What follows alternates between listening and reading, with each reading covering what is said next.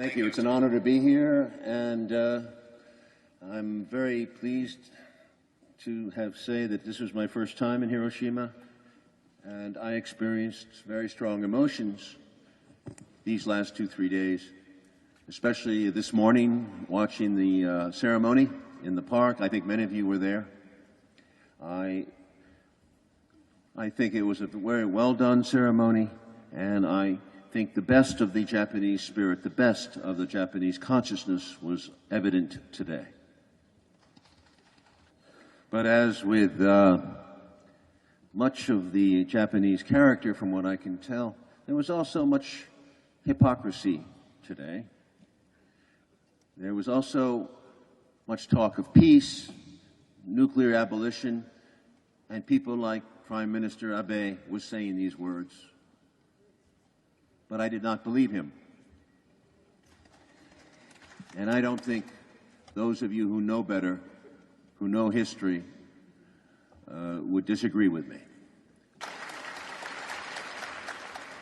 I am 67 years old, and Peter and I wrote this we wrote about 70 years of American empire.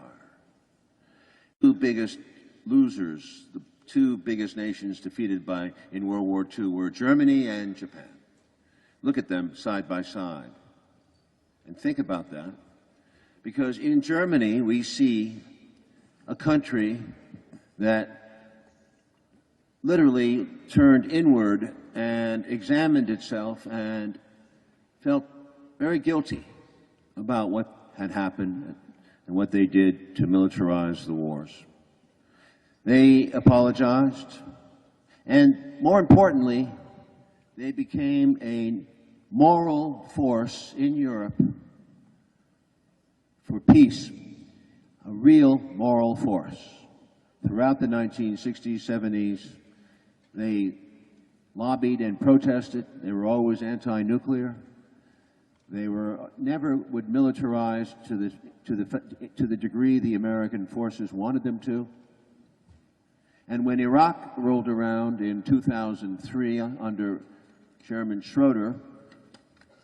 Gerard Schroeder, they said no to the Iraq War. France, Germany, and Russia said no to George Bush. But when I look at Japan since World War II, I see great culture, beauty. From my point of view, I see great movies. I see great music, great food, but I do not see one politician, one prime minister that has stood out for anything. For peace, for moral integrity, not one. The only one that I even remember is the one that Obama got rid of recently because he opposed because that prime minister proposed a new policy on Okinawa.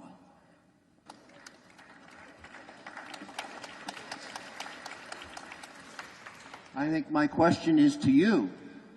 My question to you is, why? Why? Germany, horrible experience. Look what they did, what they mean. They mean, for me, still a peacekeeping force in the world. Japan, no. You are simply a satellite state, a client state of the United States. You have a great economy, great work ethic, but you don't stand for anything. When I left Vietnam in 1968 as a soldier, and the 73, I thought this was over. I thought we were in a new era, a new age. The United States was finished with its Asia preoccupation. I thought so. But lo and behold, after disastrous wars in Afghanistan and Iraq, and frankly in Kuwait too, after these Middle Eastern adventures, the United States is back in Asia with Obama's pivot to Asia. This policy is not about North Korea. That's camouflage. That's nonsense. It's rubbish. It's about China. And it's about a containment of China the same way we tried to contain the Soviet Union after World War II. The Soviet Union, we inflated into a monster.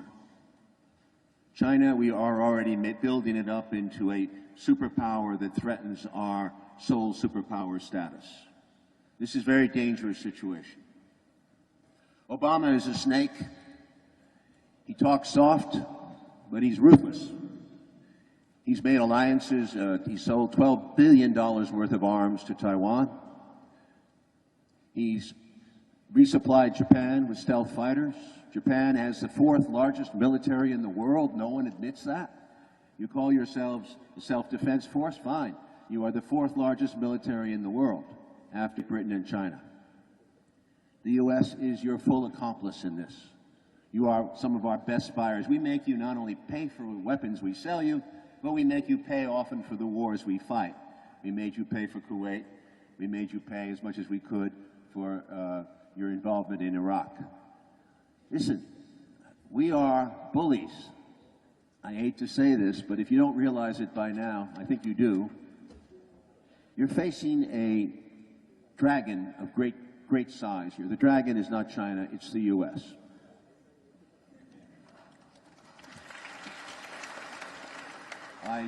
4 days ago, I was in Jeju, Korea. I just come from there, where South Korean Navy is building the largest naval base, 400 kilometers from Shanghai, destroying a natural World Heritage Site, UNESCO site, a soft coral reef, despoiling the land and the water of the inhabitants of Jeju. Far worse than Okinawa, because it's right on the front line with China.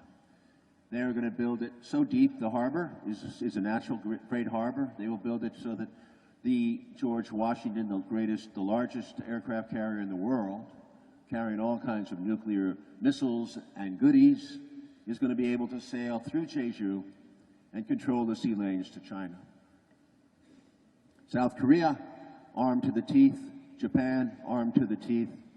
Philippines, huge investment by the U.S. We've returned to the Philippines. We've controlled the Philippines. We're back in Subic Bay, down to Singapore, a new alliance with Australia, certainly where we already sent Marines, a stronger alliance than ever with Taiwan.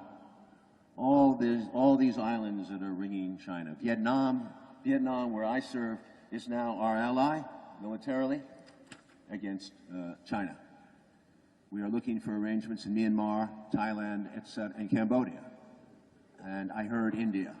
Of all places, India was always non-aligned, but now they have made some kind of new agreement with our military. This is very dangerous. This is the beginning of, like NATO started as a defense arrangement, and it turned into an offense arrangement.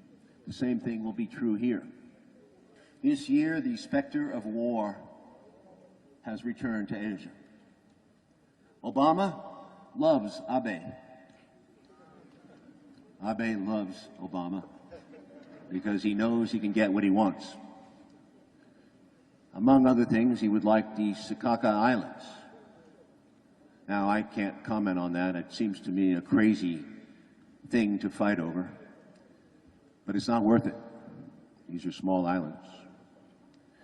What matters is that the spirit of Japanese nationalism is being revived with this nonsense from Abe and his group about World War II, about China, the rape of Nanjing, the comfort women in South Korea, etc., etc.